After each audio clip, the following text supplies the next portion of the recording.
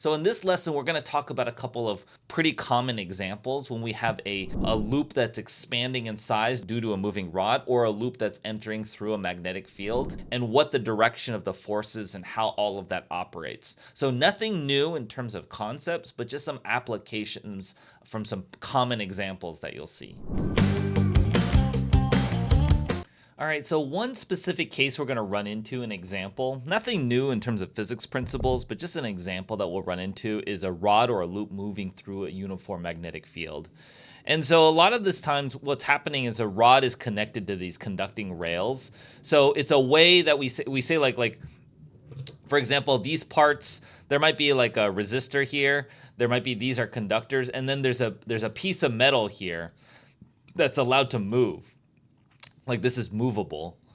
And because it's movable, we can, and then we have the magnetic field in here, we can change the area of the flux, so it will slide in that direction. So the flux changes, that induces a current in one direction or another in this loop here.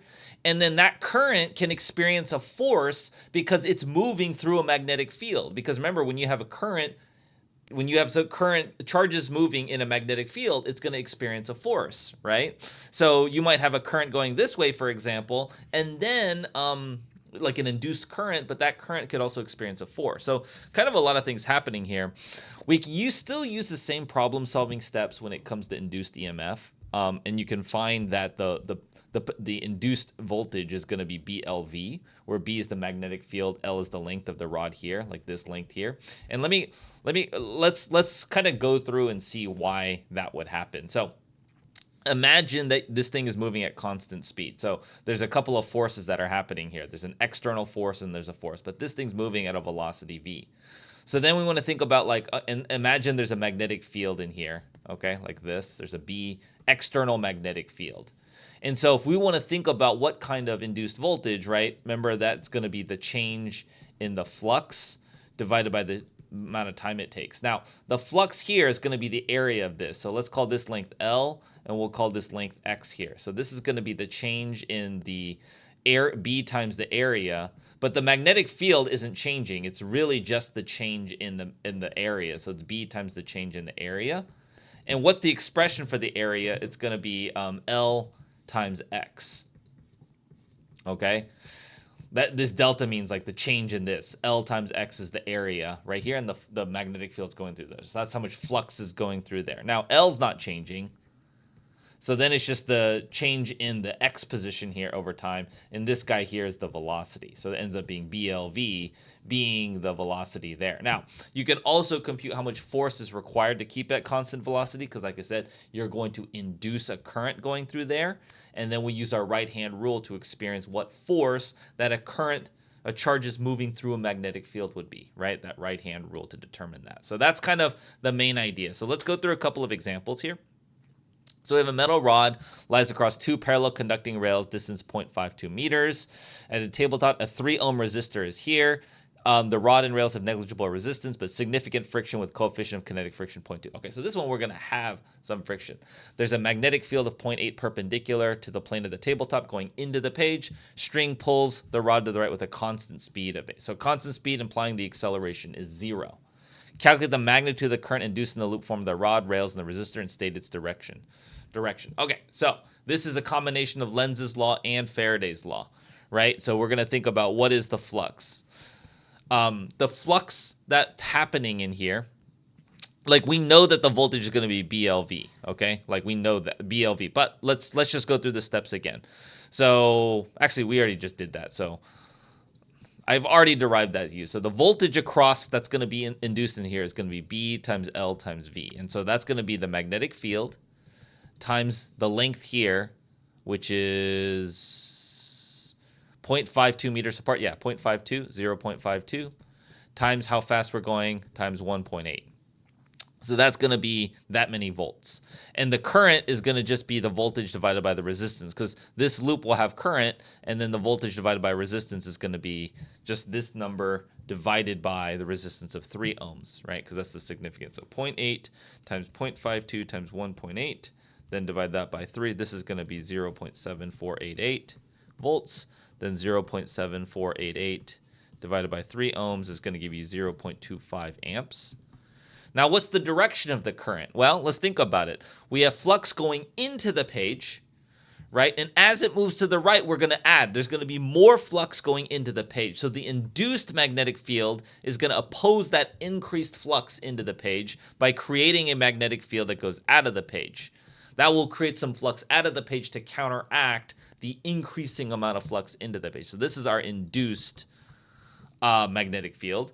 Then we use our right-hand rule to say, like, okay, I want it to come out of the page, right, for this loop. So on the, like, look at the top side. On the top wire here, I want, like, this is the inner part of the loop. I want it to come towards me. So that means my thumb is pointing to the left. So I would expect the induced current to be this way, then this way, then this way, then this way.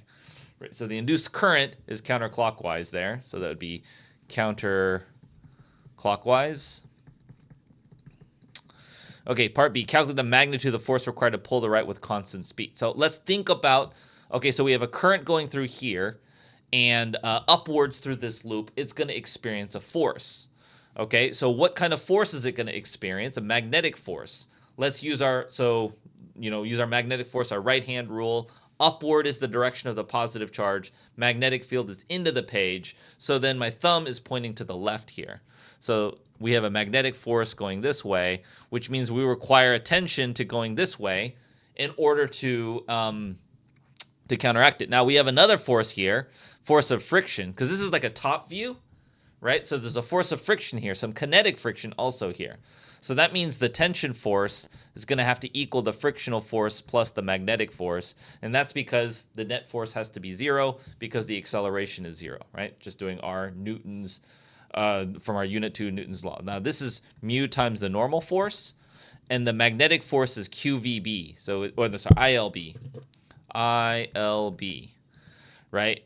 And so this is mu times mg, the mass of the thing, because if you look at the side view, it just has gravity as normal force, so as a friction, and then plus ILB. So now we're going to plug in some numbers. The coefficient of friction is 0.2. The mass of it is 0.22 kilograms. G is 9.8.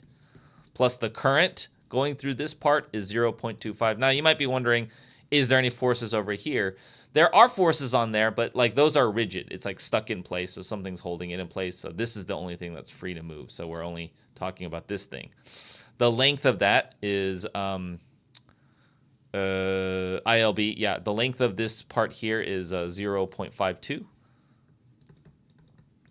And then the magnetic field in here is 0.8, right? And so that's going to be the force. So 0.2 times 0.22 times 9.8 plus 0.25 times 0.52 times 0.8, and you get 0.54 newtons. Okay. C, calculate the energy dissipated in the resistor in 2 seconds. Well, so the amount of energy is going to be the power over the time, and the power is either I squared, because I know the current, you can do I times V, or you can do I squared R. Doesn't matter for a resistor like there. So that's going to be 0.25 squared times the resistance times the amount of time it takes, and that's going to be 2 seconds. So 0.25 squared times 3 times 2, 0.38 watts. Oh, sorry, not watts, joules, because of energy. Watts would be the power. D, calculate the work done pulling by the string pulling for 2 seconds. Well, the work is going to be the force times the displacement, so that's going to be the tension force times how far it traveled, which is 1.8 meters per second because it's constant, times 2 seconds. So this is going to be 0.54 times 1.8 times 2. This is how far we travel. We're going to travel 3.6 meters. So we're going to just do that times 1.8 times 2. That gives you about 1.93 joules. Okay, and compare your answers part C and D. Provide a physical explanation of why they're equal and not equal. Well, they're not equal because, so you might be thinking there's work and there's energy. There's some work done by friction that we're not accounting for here, right? So if you count the discrepancy between here is the work done by friction, because there were some frictional forces that are acting on there also doing work. Okay, but that's not super important on that one. Really just in this lesson trying to illustrate how we do the current and the force is acting on it. All right, let's look at another one here.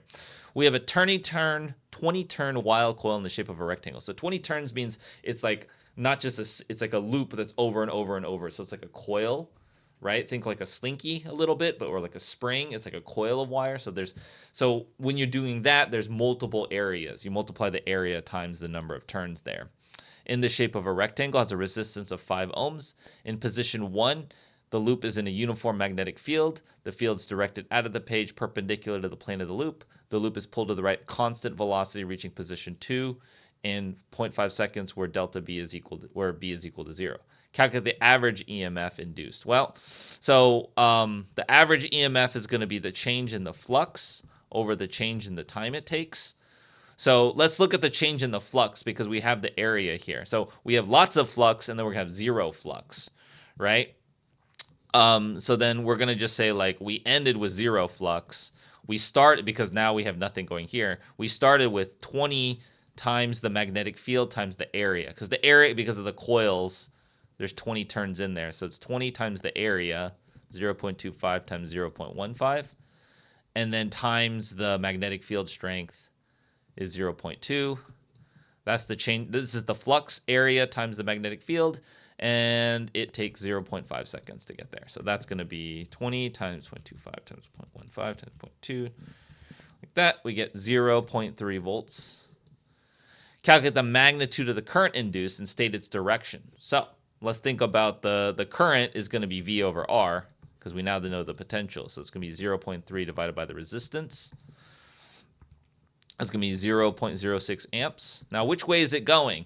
So what's happening is we're going to use Lenz's law for this portion. We're reducing the amount of flux, so there's less flux going into here. So the induced magnetic field is actually going to be coming out of the page to compensate for the reduction in the flux. So we have less flux coming out of the page, so we're going to induce a magnetic field this way. In order to induce a magnetic field this way, if this is the top wire, I want my fingers to curl towards me underneath the wire in the loop portion. Imagine the loop is like right in here.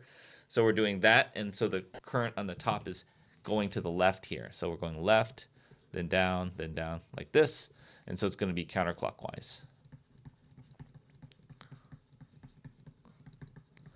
Okay, so you calculate the power dissipated. Power is going to be I times V, or like so 0.06, or I squared R, right? So it's going to be 0.018 watts.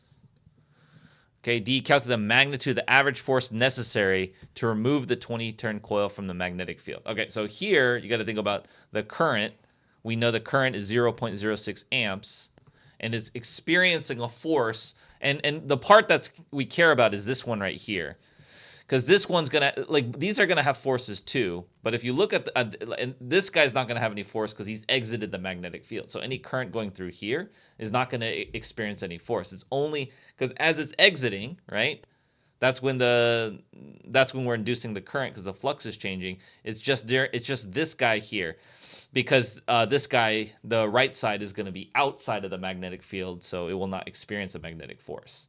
So we use our finger. Our index finger points down, magnetic field's out of the page, so the magnetic force is going to be to the left here. Now, if you look at this side over here, okay, like these, what's going to happen on the top and bottom is technically they will have a force exerted, but it will be pointing, like I said, if you do your index finger this way outwards, then the magnetic force is upward. And same on this one. This one will have a downward magnetic force. So these two will cancel each other out. So this will be the only one you have to worry about, okay? Because this one's going up, this one's going down, so they're equal in magnitude. So the force is ILB. It's already perpendicular, so we don't need to do like a sine theta or anything. So the current is 0.06. The length of the segment of wire that is in the magnetic field is this one, which is 0.15. The magnetic field is 0.2, sorry.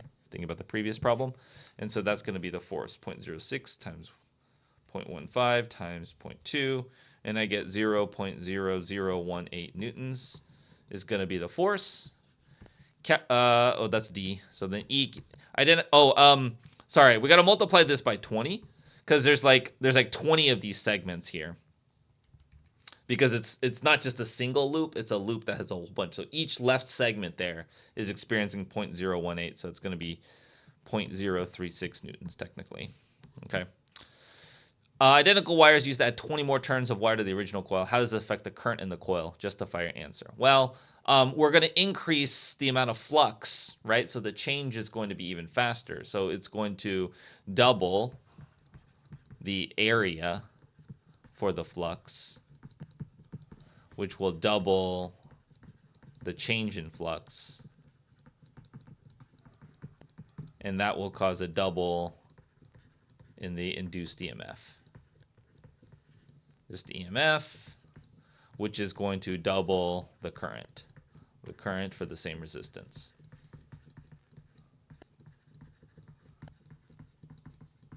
Right?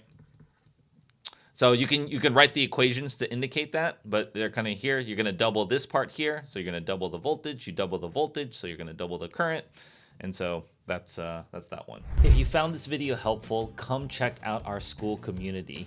It's got an amazing bunch of features. It's got extra videos, corrected videos, better than the ones that I have errors on YouTube. It's got multiple choice free response questions. I hold live Q&A sessions and go through more problems and I answer students' questions, help with schoolwork, all kinds of things. If you want to check it out, look in the description below or check out the website and find us in the school community. You get a 7-day free trial to give it a shot, just to check it out, see what it's like, come join some calls, and honestly, come learn AP Physics 1 even faster with us.